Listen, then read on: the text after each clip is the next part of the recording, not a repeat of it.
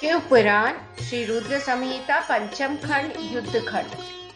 अध्याय 1 तारक पुत्रों की तपस्या एवं वरदान प्राप्ति। नारद जी बोले, हे प्रभु, आपने मुझे कुमार कार्तिकेय और श्री गणेश के उत्तम तथा पापों को नाश करने वाले चरित्र को सुनाया। अब आप कृपा करके मुझे भगवान शिव के उस चरित्र को सुनाइए जिसमें उन्होंने देवताओं और इस पृथ्वी लोक की शत्रुओं, दुष्ट दानवों और राक्षसों को लोक की ताट मार गिराया। साथ ही महादेव जी द्वारा एक ही बाण से 3 नगरों को एक साथ भस्म करने की कथा का भी वर्णन कीजिए। ब्रह्मा जी बोले, हे मुनिश्रेष्ठ नारद, बहुत समय पूर्व एक बार व्यास जी ने संत कुमार से इस विषय में पूछा था। उस समय जो कथा उन्होंने बताई थी वही आज मैं तुम्हें बताता हूँ। जब देवताओं की रक्षा भगवान शिव के पुत्र कार्तिकेय द्वारा तारकासुर का वध कर दिया गया, तब उनके तीनों पुत्रों तारकाश, विद्युन्माली और कमलाक्ष को बहुत दुख हुआ। वे तीनों ही महान, बलशाली, जितेंद्रिय, सत्यवादी, संयमी, वीर और साहसी थे।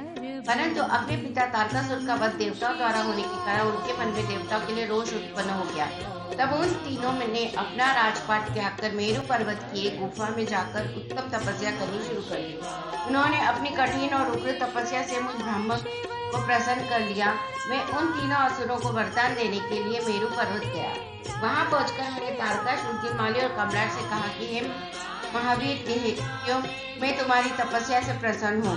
मांगो, मुझसे क्या मांगना चाहते हो। तुम्हारी मनोकामना मैं अवश्य पूरी करूंगा। मुझे बताओ कि किस वरदान की प्राप्ति हेतु तुम लोगों ने इतना कठोर तप किया है। ब्रह्मा जी के ये वचन सुनकर उन तीनों तारक पुत्रों को बड़ा संतोष हुआ। तब उन्होंने मेरे चरणों में पड़कर प्रणाम किया और मेरा स्तवन करने लगे। तत्पश्चात वे बोले, हे देवेश, हे विधाते, यदि आप वाकई हम पर प्रसन्न हैं तो हमें अद्वितीय होने का वरदान प्रदान कीजिए। कोई भी प्राणी हमारा वध करने में सक्षम न हो और हम अजर अमर हो। हम चाहे तो किसी का भी वध कर सके। प्रभु, हमें यही वरदान दीजिए कि हम अपने शत्रु को मौत के घाट उतार सके और निर्भयता पूर्वक इस त्रिलोक में आनंद का अनुभव करते हुए विचरे। कोई हमारा बाल भी बांका न कर सके।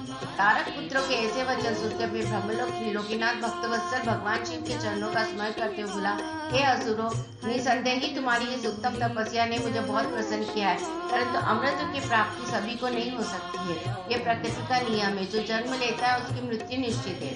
अतः इसके अतिरिक्त कोई अन्य वर मांगो, मैं तुम्हें तुम्हारी इच्छित मृत्यु का वरदान दे सकता हूँ। तुम जिस प्रकार अपनी मृत्यु चाहोगे उसी प्रकार तुम्हारी मृत्यु होगी। मेरे इस प्रकार के वचन सुनकर तीनों तारक पुत्र कुछ देर के लिए सोच में डूब गए। तत्पश्चात वे बोले, भगवान, यद्यपि हम तीनों के महान बलशाली है, फिर भी हमारे पास रहने का कोई ऐसा स्थान नहीं है जो पूर्णतः सुरक्षित हो, जिसमें शत्रु प्रवेश न कर सके। प्रभु, आप हम तीनों भाइयों के लिए 3 ऐसे नगरों का निर्माण करें जो पूर्णतः सुरक्षित हो। ये तीनों अद्भुत नगर संपूर्ण धन संपत्ति और वैभव से शोभित हो तथा अस्त्र शस्त्रों की सभी सामग्रियां भी वहां उपस्थित हो और उसे कोई भी नष्ट न कर सके। तब तारकाश ने अपने लिए सोने का, कमलाक्ष ने चांदी का तथा विद्युन्माली ने कठोर लोहे का बना नगर वरदान में मांगा। साथ ही उन्होंने ये भी कहा कि ये तीनों पूर्व दोपहर अभिजीत मुहूर्त में चंद्रमा के पुष्य नक्षत्र में होने पर एक साथ मिलाप करेंगे। ये तीनों ही महल आकाश में नीले बादलों में एक के ऊपर एक रहेंगे तथा जन साधारण सहित किसी को भी नहीं दिखाई देंगे। 1 सहस्त्र वर्षों बाद जब पुष्करावत नामक काले बादल बरस रहे हो, उस समय जब तीनों महल आपस में मिले, तब हम सबके वंदनीय भगवान शिव असंभव रथ पर बैठकर एक ही बाण से हमारे नगरों सहित हमारा भी वध करें। इस प्रकार तारकासुर के पुत्रों के मांगे वरदान को सुनकर मैं मुस्कुराया और तथास्तु कहकर उनका इच्छित वर उन्हें प्रदान कर दिया। फिर माय दानों को बुलाकर ऐसे 3 लोगों को बनाने की आज्ञा देकर मैं वहां से अपने लोक को लौट आया। माय ने मेहनत से तारकाश के लिए सोने का, कमलाक्ष के लिए चांदी का और विद्युन्माली के लिए लोहे के उत्तम लोगों का निर्माण किया। ये तीनों ही लोग सभी साधनों और सुविधाओं से संपन्न है। इन तीनों लोगों का निर्माण होने के उपरांत वे तीनों अपने अपने लोकों में चले गए और माया ने उन्हें एक के ऊपर एक करके, एक को आकाश में, एक को स्वर्ग के ऊपर और तीसरे को पृथ्वी लोक में स्थिर कर दिया।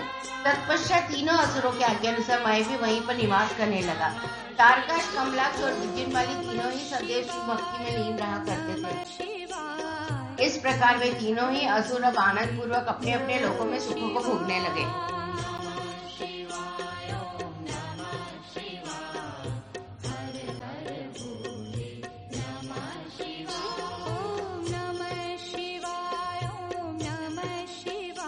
दूसरा अध्याय, देवताओं की प्रार्थना। नारद जी बोले, हे पिताश्री, जब तारकासुर के तीनों पुत्र तारकाश, कमलाक्ष और विद्युन्माली आनंद पूर्वक अपने अपने लोकों में निवास करने लगे, तब फिर आगे क्या हुआ। ब्रह्मा जी बोले, हे नारद, तारक पुत्र के तीनों लोगों के अद्भुत तेज से दग्ध होकर सभी देवतागण देवराज इंद्र के साथ दुखी अवस्था में ब्रह्मलोक में मेरी शरण में आए। वहां मुझे नमस्कार करने के पश्चात देवताओं ने अपना दुख बताना शुरू किया। वे बोले, हे विधाता, त्रिपुरा के स्वामी तारकाश, कमलाक्ष और विद्युम्न नामक तीनों तारक पुत्रों ने हम सभी देवताओं को संतप्त कर दिया है। भगवान, अपनी रक्षा के लिए हम सभी आपकी शरण में आए। प्रभु, आप हमें उनके वध का कोई उपाय बताइए, ताकि हम अपने दुखों को दूर करके पुनः पहले की भांति अपने लोक में सुख से रह सकें। यह सुनकर मैंने उनसे कहा, हे देवता, तुम्हें इस प्रकार उन तारक पुत्रों से डरने की कोई आवश्यकता नहीं है। तुम्हारी इच्छा के अनुसार मैं तुम्हें उनके वध का उपाय बताता हूँ। उन तीनों ही असुरों को मैंने वरदान प्रदान किया है, अतः मैं उनका वध नहीं कर सकता। इसलिए तुम सब भगवान शिव की शरण में जाओ, वे ही तुम्हारी इस दुख की घड़ी में सहायता करेंगे। तुम उनके पास जाकर उन्हें प्रसन्न करो। मुझ ब्रह्मा का यह वचन सुनकर सभी देवता अपने स्वामी देवराज इंद्र के नेतृत्व में भगवान शिव के पास कैलाश पर्वत पर पहुंचे। वहां सबने भक्ति भाव से भगवान शिव को प्रणाम किया और उनकी स्तुति करने लगे। तत्पश्चात देवता बोले, हे महादेव जी, तारकासुर के तीनों पुत्रों ने हमें परास्त कर दिया है। यही नहीं, उन्होंने सभी ऋषि मुनियों को भी बंदी बना लिया है। वे उन्हें यज्ञ नहीं करने देते, चारों ओर हाहाकार मचा हुआ है। उन्होंने इस त्रिलोक को अपने वश में कर लिया और पूरे संसार को नष्ट करने में लगे हुए हैं। ब्रह्मा जी द्वारा इन तीनों का अवैध होने का वरदान मिला है। इसी कारण वे तीनों बलशाली दानव मदान हो चुके हैं और मनुष्य और देवताओं को तरह तरह से प्रताड़ित कर रहे हैं। हे भक्त वत्सल, हे करुणा निदान, हम सब देवता परेशान होकर आपकी शरण में इस आशा के साथ आए हैं कि आप हम सबकी उन तीनों असुरों से रक्षा करेंगे तथा इस पृथ्वी और स्वर्ग को उनके आतंकों से मुक्ति दिलाएंगे।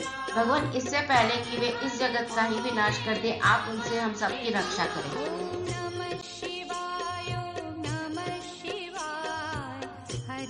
तीसरा अध्याय, भगवान शिव का देवताओं को विष्णु के पास भेजना। ब्रह्मा जी बोले, हे नारद, इस प्रकार सब देवताओं ने त्रिलोकीनाथ भगवान शिव को उन तीनों तारक पुत्रों के आतंक के विषय में सब कुछ बता दिया। सब सारी बातें सुनकर भगवान शिव बोले, हे देवताओं, मैंने तुम्हारे कष्टों को जान लिया।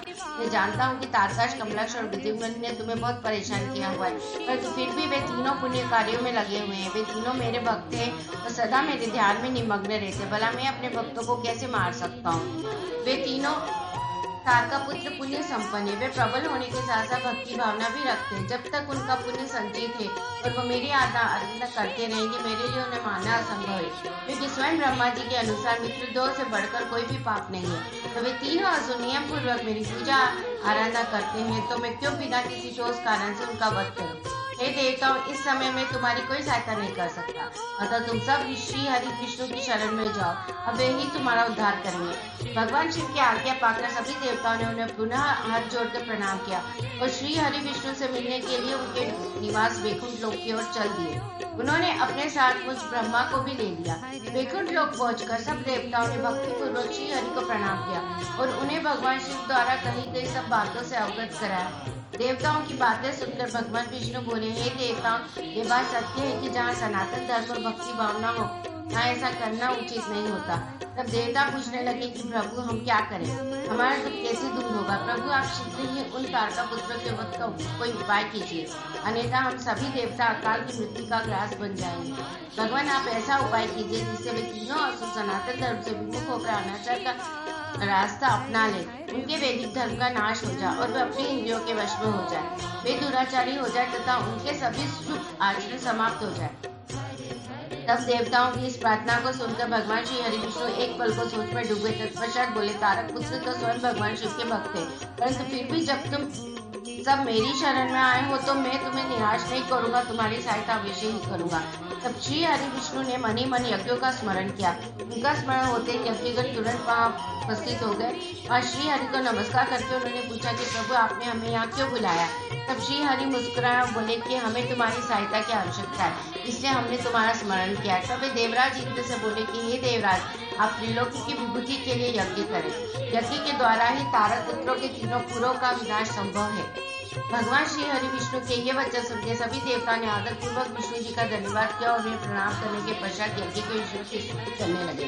तत्पश्चात उन्होंने बहुत विशाल यज्ञ का आयोजन किया। सभी भी उन्होंने उत्तम यज्ञ भक्ति भावना से आरंभ किया। यज्ञ अग्नि से प्रज्वलित हुई यज्ञ पूर्ण होने पर उस यज्ञ कुंड से शूल रक्तिधारी विशाल से हजारों भूतों का समुदाय निकल पड़ा।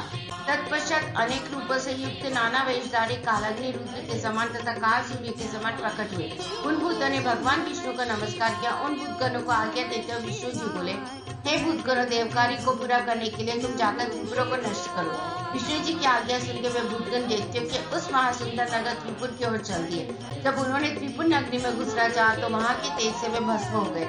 जो भूतगण बचे वह लौटकर भगवान विष्णु के पास वापस आ गए तथा उन्होंने श्री हरि को इस बात की सूचना दी।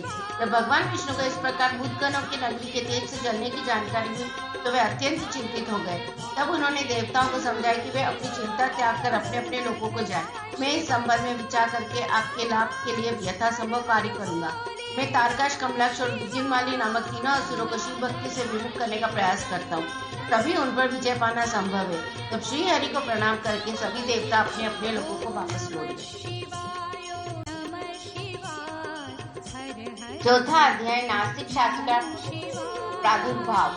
ब्रह्मा जी नारद से बोले, तब भगवान श्री हरि विष्णु ने अपनी आत्मा के तेज से अत्यंत तेजस्वी एवं मायावी पुरुष प्रकट किया। उसका सिर मुंडा हुआ था, उसने अत्यंत गंदे वस्त्र पहने हुए थे, उसके हाथ में लकड़ी का एक कटोरा तथा दूसरे हाथ में झाड़ू थी। उसने अपने मुख पर वस्त्र लपेट रखा था। व्याकुल वाणी में उसने श्री हरि को प्रणाम किया और पूछा, हे प्रभु, मेरी उत्पत्ति का क्या प्रयोजन है? भगवान मैं कौन हूँ? तब श्री हरि विष्णु ने उत्तर दिया, हे वत्स, तुम मेरे शरीर से उत्पन्न हुए हो, जिससे तुम अरंधी नाम से जाने जाओगे। तुम्हें मैंने एक विशेष कार्य के लिए उत्पन्न किया है। तुम बड़े मायावी हो। तुम्हें एक ऐसे शास्त्र की रचना करनी है जिसमें 16,000 श्लोक होंगे, जिसमें वर्णाश्रम धर्म की जानकारी होगी तथा जिसमें अपभ्रंश शब्दों व काम कर्म विवाह की भी व्याख्या की गई होगी। विष्णु जी की इन वचनों को सुनकर अरिय ने उन्हें प्रणाम किया और बोला कि मेरे लिए अब क्या आज्ञा है। तब श्री हरि ने उसे माया से रचित वह अद्भुत शास्त्र पढ़ाया, जिसका मूल यह था कि स्वर्ग और नरक सभी यही है, उनका अलग से कोई भी अस्तित्व नहीं है। तब विष्णु ने अरिय को आज्ञा दी कि वह सब दैत्यों को जाकर शास्त्र पढ़ाए और उनकी बुद्धि का नाश करे। इस प्रकार यह शास्त्र पढ़कर त्रिपुरों में तमोगुण की वृद्धि होगी, जो उनके विनाश का कारण सिद्ध होगी। मेरी कृपा से तुम्हारे इस धर्म का विस्तार होगा। तत्पश्चात तुम मरुस्थल में निवास करना, तुम्हारा कार्य कलयुग आने पर ही पुनः प्रारंभ होगा। ऐसा कहकर श्री हरि विष्णु अंतर्धान हो गए। तब अरि ने भगवान विष्णु की आज्ञा के अनुसार अपने अनेक शिष्य बनाए और उन्हें उसी मायामय शास्त्र की शिक्षा दी। विशेष रूप से उनके 4 शिष्य बने, जिनको उन्होंने क्रवशी, पति, कीर्य और उपाध्याय नाम प्रदान किया।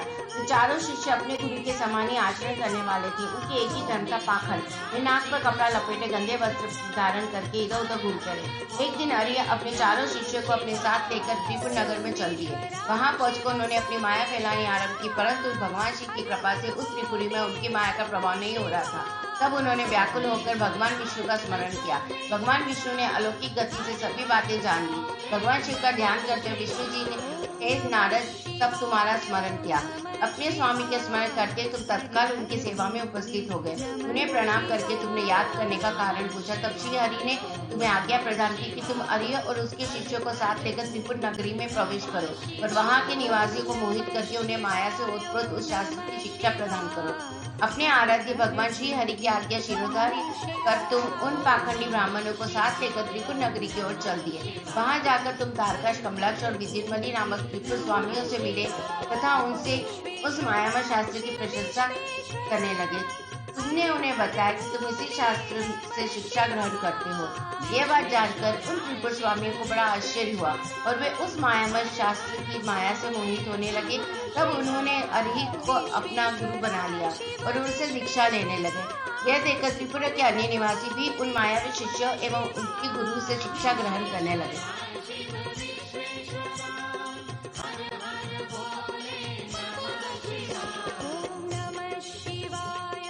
अध्याय 5, नास्तिक मत से त्रिपुर का मोहित होना।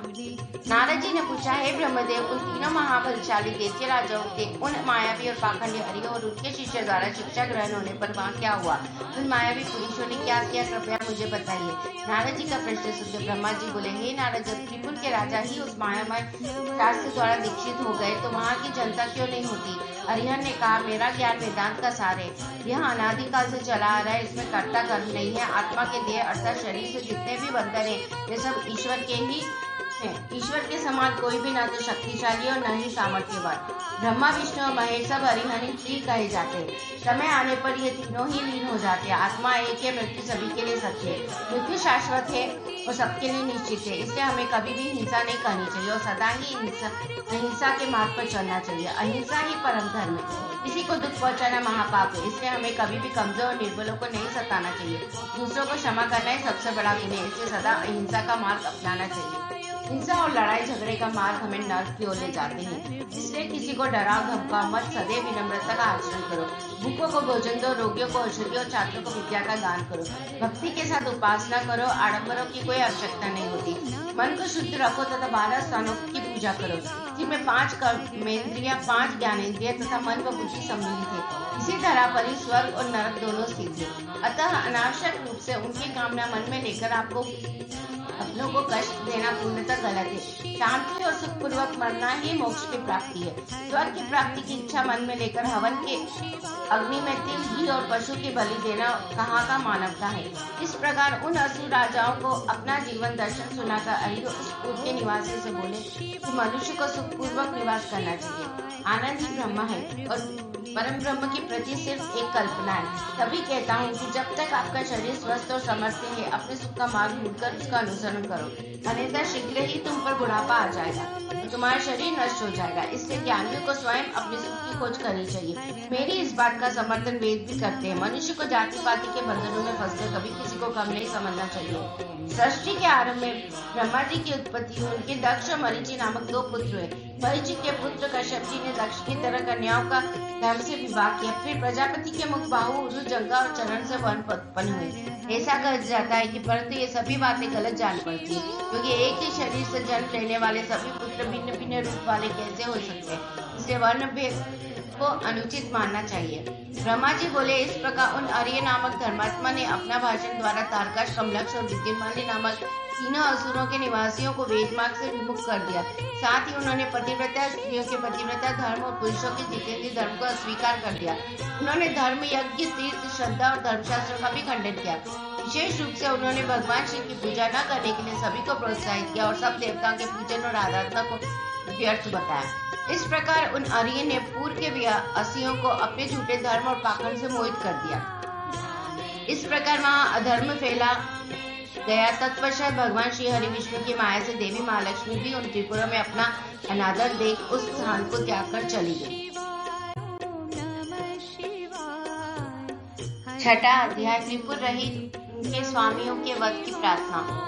व्यास जी ने पूछा, हे संत कुमार जी, जब उन त्रिपुर स्वामियों की बुद्धि उनकी प्रजा सहित मोहित हो गई तब क्या हुआ? कौन सी घटना घटी? प्रभु कृपा कर इस विषय में मेरे ज्ञान को बढ़ाइए। व्यास जी के प्रश्न का उत्तर देते हुए संत कुमार जी बोले, हे महर्षि, जब उन तीनों पुरों का मुख पूर्व दिशा की ओर हो गया, तारकाश, कमलक्ष और विद्युन्माली नामक देवतियों ने भगवान शिव का पूजन और अर्चन छोड़ दिया, तब उनके राज्य में चारों ओर दुराचार फैल गया। उस समय भगवान विष्णु और ब्रह्मा जी सभी देवताओं के साथ भगवान शिव की स्तुति करने कैलाश पर्वत पर गए। वहां पहुंचकर उन्होंने शिव जी को साष्टांग प्रणाम किया। तत्पश्चात देवता बोले, हे देवादिदेव, हे करुणा निधान, आप सभी जीवों के आत्मस्वरूप कल्याण करने वाले और अपने भक्तों की पीड़ा हरने वाले हैं। गले में नीला चिन्ह होने के कारण आप नीलकंठ कहलाते हैं। हम हाथ जोड़कर आपको प्रणाम करते हैं। आप सब प्राणियों एवं देवताओं के लिए वंदनीय हैं तथा सबकी बाधा और विपत्तियों को दूर करते हैं। भगवान आप ही रजोगुण, सतोगुण और तमोगुण के आश्रय से ब्रह्मा, विष्णु और महेश के अवतार धारक जगत की सृष्टि, पालन और संभाल करते हैं। आप ही अपने भक्तों को इस भवसागर से पार कराने वाले। वेद आपके परब्रह्म स्वरूप और तत्व रूप का वर्णन करते हैं। आप सर्वव्यापी, सर्वात्मा और इन तीनों लोकों के अधिपति हैं। आप सूर्य से भी अधिक तेजस्वी और दीप्तिमान हैं। हम आपको नमस्कार करते हैं। आप इस प्रकृति के प्रवर्तक हैं तथा सब प्राणियों के शरीर में रहते हैं। ऐसे परमेश्वर को हम प्रणाम करते हैं। हे शिव शंभो, तारकाश, कमलाक्ष और विद्युन्माली नामक त्रिपुर स्वामियों ने हम देवताओं को अनेकों प्रकार से परेशान कर प्रताड़ित किया है। वे देवताओं का विनाश करने के लिए उन्मुख हैं। हे प्रभु, हम आपकी शरण में आए हैं। भगवान, उन असुरों का विनाश करके हमारी रक्षा कीजिए। इस समय तीनों असुरों ने धर्म मार्ग को छोड़ दिया है और नास्तिक शास्त्र का पालन कर रहे हैं। आपकी इच्छा के अनुरूप तारकाश, कमलाक्ष और विद्युन्माली तीनों धर्म कर्म से विमुख हो गए हैं। अतः अब आप उनका वध कर देवताओं को मुक्ति दिलाइए। इस प्रकार कहकर सभी देवता चुप हो मस्तक झुकाकर खड़े हो गए। तब भगवान शिव बोले, हे देवताओं, तारकाश, कमलाक्ष और विद्युन्माली तीनों ही अदिव्य धर्म से विमुख होकर धन, वैभव और ऐश्वर्य रूप में डूबकर सब कुछ भूल गए हैं, परंतु फिर भी वे मेरे असीम भक्त रहे हैं। जब भगवान विष्णु ने उन त्रिपुर स्वामियों को वहां की प्रजा के साथ मोहित कर धर्म कर्म से विमुख कर ही दिया है, तो वे स्वयं ही उनका वध क्यों नहीं कर देते। शिव जी के ये वचन सुनकर ब्रह्मा जी बोले, हे परमेश्वर, आप भक्तवत्सल हैं, पाप आप कोसों दूर भागता है। प्रभु, आपकी आज्ञा के बिना इस जगत में पत्ता तक नहीं हिलता। भगवान, आपकी इच्छा के अनुरूप ही विष्णु जी ने उन सबको मोहित कर पथभ्रष्ट किया है। अब आप उन त्रिपुर स्वामियों का वध करके इस जगत का उद्धार कीजिए। प्रभु, आप तो इस जगत का आधार हैं। हम सब आपके सेवक हैं और आपकी आज्ञा के अनुसार कार्य को पूरा करते हैं। आप सम्राट और हम आपकी प्रजा है। ब्रह्मा जी के इन वचनों को सुनकर भगवान शिव प्रसन्न होकर बोले, हे ब्राह्मण, आप मुझे देवताओं का सम्राट कह रहे हैं, आप ऐसा कैसे कर सकते हैं, जबकि आप जानते हैं कि मेरे पास न तो कोई दिव्य रथ है और न ही कोई सारथी है। फिर भला मैं कैसे उन सर्व सुविधा संपन्न त्रिपुर स्वामी को युद्ध में परास्त कर पाऊंगा। मेरे पास तो धनुष भी नहीं है जिससे मैं उन देवताओं का वध कर सकूं। भगवान शिव के ग्रह यह कहते ही सब देवता प्रसन्न हो गए। उन्होंने कहा कि प्रभु, यदि आप उनका वध करने के लिए तैयार हैं, तो हम सभी आपके लिए रथ तथा अन्य शास्त्र सामग्री का प्रबंध कर देंगे।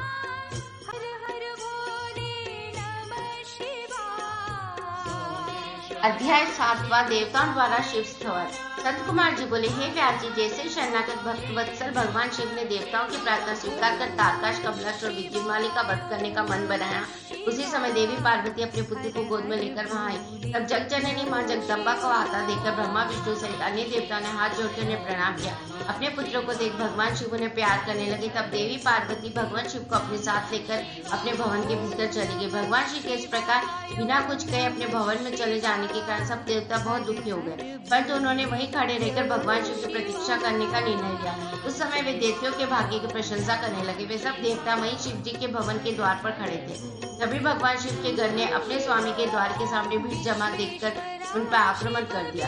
देवता इस अनजान खतरे से संभल न सके और अपने प्राणों की रक्षा के लिए इधर उधर दौड़ने लगे। कई साधु और ऋषिगण गिर पड़े, चारों ओर हाहाकार मच गया। तब भयभीत होकर सब देवता भगवान श्री हरि विष्णु की शरण में गए। देवताओं को समझाते हुए श्री हरि विष्णु ने कहा, देवताओं तथा मुनिगण, आप लोग क्यों इतना दुखी हो रहे हो। महान पुरुषों की आराधना करने में दुख तो आते ही है। उन कष्टों को झेल कर ही भक्त की दृढ़ता बढ़ती है और तब वह अपने आराध्य देव को प्रसन्न कर पाता है। भगवान शिव तो समस्त गणों के अध्यक्ष तथा परमेश्वर है।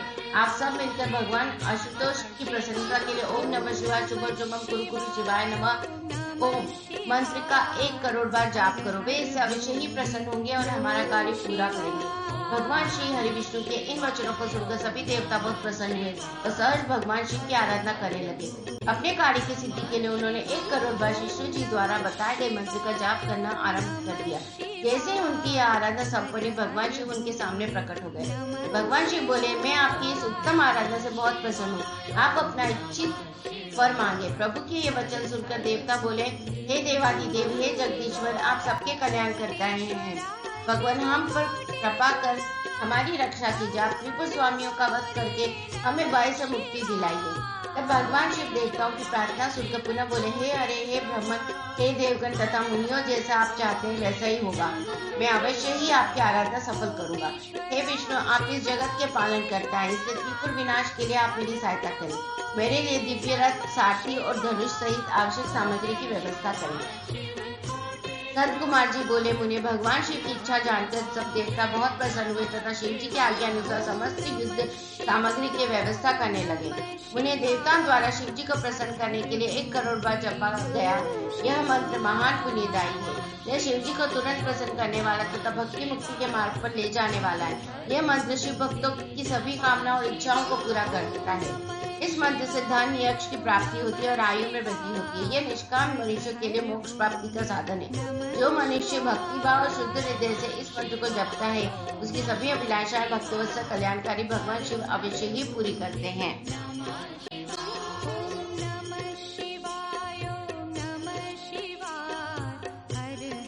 8वां अध्याय दिव्य रथ का निर्माण।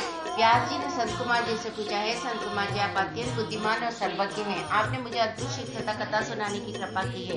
उन्हीं जब भगवान शिव ने देवताओं के आविष्कार्य को पूरा करने के लिए त्रिपुर स्वामियों का वध करने हेतु विष्णु जी के दिव्य रथ का निर्माण करने के लिए कहा, तो विष्णु जी ने क्या किया? दिव्य रथ का निर्माण किसने और कैसे किया? शिव जी बोले, हे मुनि व्यास जी, यह बात सुनकर संत कुमार जी ने भगवान शिव के चरणों का ध्यान करके कहा, भगवान शिव के लिए दिव्य रथ के निर्माण करने के लिए देवताओं ने अपने शिल्पी विश्वकर्मा को बुलाकर उन्हें कार्य सौंपा। तब भगवान शिव के अनुरूप ही विश्वकर्मा ने उनके लिए रथ का निर्माण किया। उस रथ के समान कोई दूसरा रथ नहीं था। वह दिव्य रथ सोने का बना हुआ था। उस रथ के दाएं पहिए में सूर्य और बाएं पहिए में चंद्रमा लगे हुए थे। सूर्य के पहिए में 12 अरे लगे हुए थे जो कि 12 महीनों का प्रतिनिधित्व कर रहे थे। चंद्रमा के पहिए में लगे 16 और चंद्रमा की 16 कलाओं का प्रदर्शन कर रहे थे। ब्रह्मांड में विद्यमान अश्विनी आदि 27 नक्षत्र उस रथ के पीछे के भाग की शोभा बढ़ा रहे थे। चौहर ऋतु सूर्य और चंद्रमा के बने पहियों की दूरी बनी अंतरिक्ष रथ के आगे का भाग और मंदाचल पर्वत उस रथ में बैठने का स्थान बना तथा संवत्सर रथ का वेग बनकर उसे गति प्रदान करने लगा। इंद्रियां उस दिव्य रथ को चारों ओर से सुसज्जित किए थी तथा श्रद्धा रथ की चाल बनी। वेदों के अंग रथ के भूषण तथा पुराण न्याय मीमांसा तथा धर्मशास्त्र आदि रथ की शोभा बढ़ाने लगे। महान तीर्थों पुष्कर दिव्य रथ की ध्वज पताका बनकर लहराने लगा। विशाल समुद्रों ने रथ के बाहरी भाग का निर्माण किया। गंगा यमुना आदि पवित्र नदियां स्त्री रूप धारण कर रथ में चम्मच झुलाने लगी। स्वयं ब्रह्मा जी उस दिव्य रथ में सारथी बनकर भगवान शिव की सेवा में उपस्थित हुए तथा ओमकार उनके रथ का चाबुक बना। आकार विशाल चक्र बनकर रथ को शोभित करने लगा। भगवान शिव के धनुष का निर्माण करने हेतु शैलराज हिमालय स्वयं धनुष बने तो नागराज उस धनुष के लिए प्रत्यंजना बने। देवी सरस्वती धनुष की घंटा और भगवान श्री हरि बाण बने और अग्निदेव ने बाण की नोक में अपनी शक्ति डाली। ऋग्वेद, सामवेद, यजुर्वेद और तथा यजुर्वेद उस दिव्य रथ में घोड़े बनकर जुट गए। वायुदेव बाजा बजाने लगे। उस दिव्य रथ में इस ब्रह्मांड के हर वस्तु योगिता बढ़ा रही थी। इस प्रकार देवताओं के शिल्पी विश्वकर्मा ने उस उत्तम दिव्य रथ का निर्माण किया।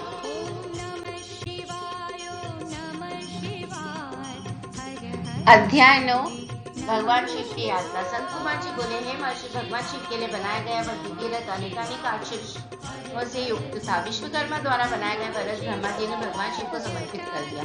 तत्पश्चात श्री हरि, विष्णु, ब्रह्मा जी और सभी देवता एवं ऋषि मुनि कल्याणकारी भगवान शिव की प्रार्थना करने लगे। उन्होंने भगवान शिव को दिव्य रथ पर आरूढ़ किया। स्वयं ब्रह्मा जी उस रथ के सारथी बने। भगवान शिव के रथ पर आरूढ़ होते ही चारों दिशाओं में मंगलगान होने लगे, पुष्प वर्षा होने लगी। ब्रह्मा जी ने सर्वेश्वर शिव की आज्ञा लेकर रथ को आगे बढ़ाया।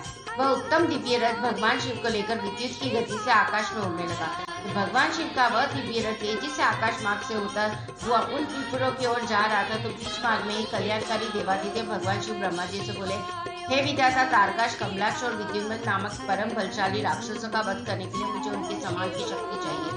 वे तीनों असुर पहले मेरे परम भक्त थे, परंतु श्री हरि की माया से मोहित होकर उन्होंने भक्ति मार्ग को त्याग दिया।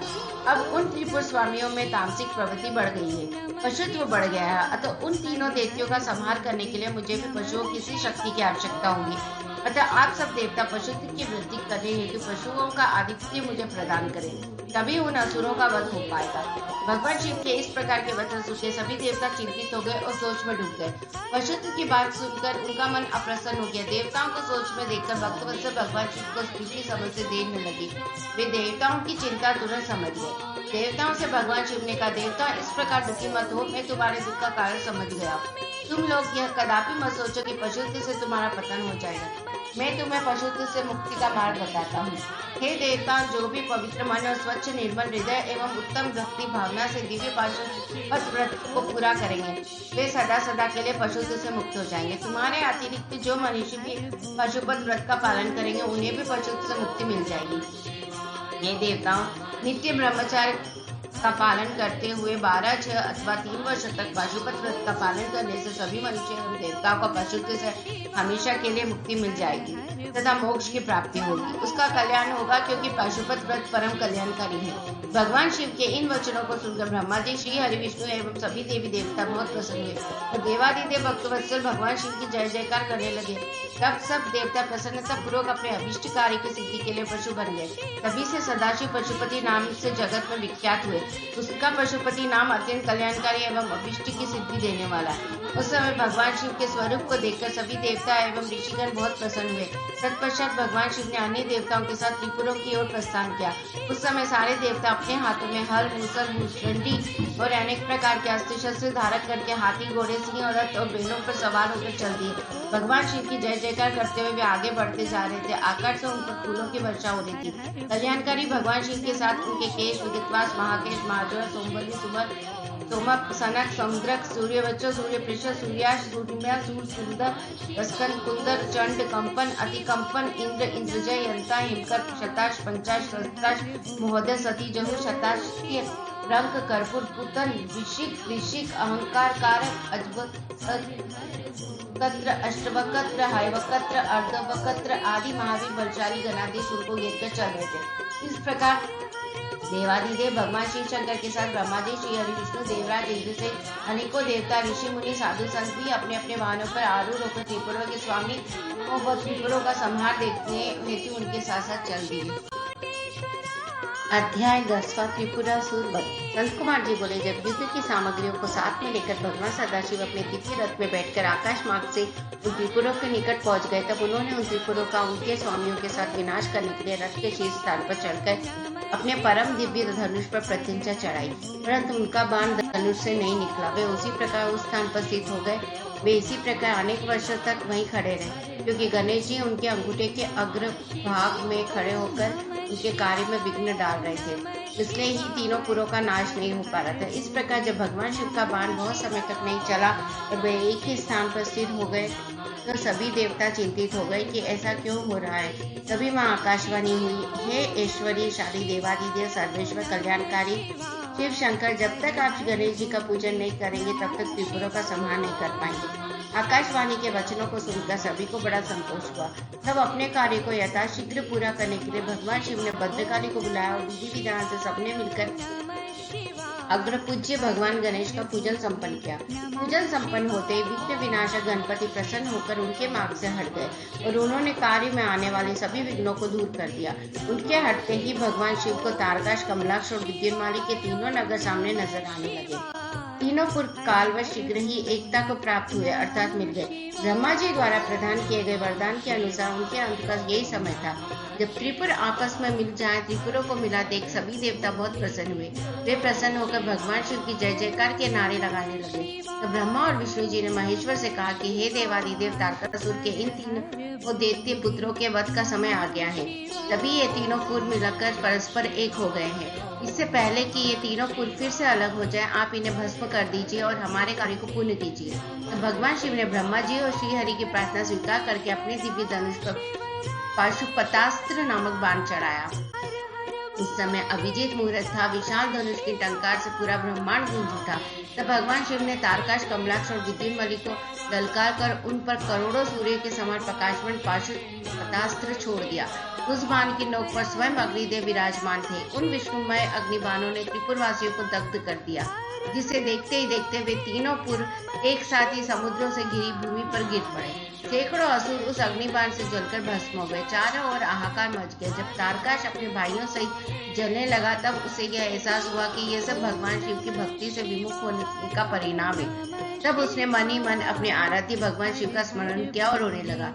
तारकाश बोला, हे भक्त वत्सल, कृपा निदान, करुणा निदान भगवान शिव, ये तो हम जानते ही हैं कि आप हमें भस्म किए बिना नहीं छोड़ेंगे।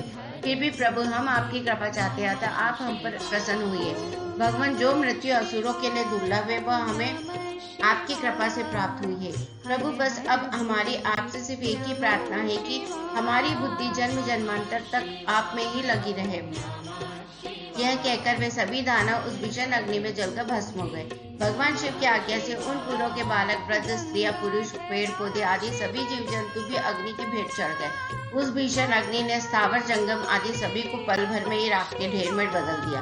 पाशुपतास्त्र से प्रचलित अग्नि में सभी जलकर भस्म हो गए, परंतु भगवान शिव का भक्तमय नामक दैत्य, जो असुरों का विश्वकर्मा था और जो देवों का विरोधी भी नहीं था। भगवान शिव के तेज से सुरक्षित बच गया। इस प्रकार जिन तीर्थों का प्राणियों का किसी भी स्थिति में मन धर्म के मार्ग से विचलित नहीं होता है, उनका पतन किसी भी स्थिति में किसी के द्वारा नहीं होता है। इससे सज्जन पुरुषों को सदैव अच्छे कर्म ही करने चाहिए। दूसरों की निंदा करने वालों का सदैव विनाश होता है। अतः हम सभी को परनिंदा से बचना चाहिए और अपने बंधु बांधवों के साथ इस जगत के स्वामी भगवान शिव की आराधना में तन्मय होकर लगे रहना चाहिए।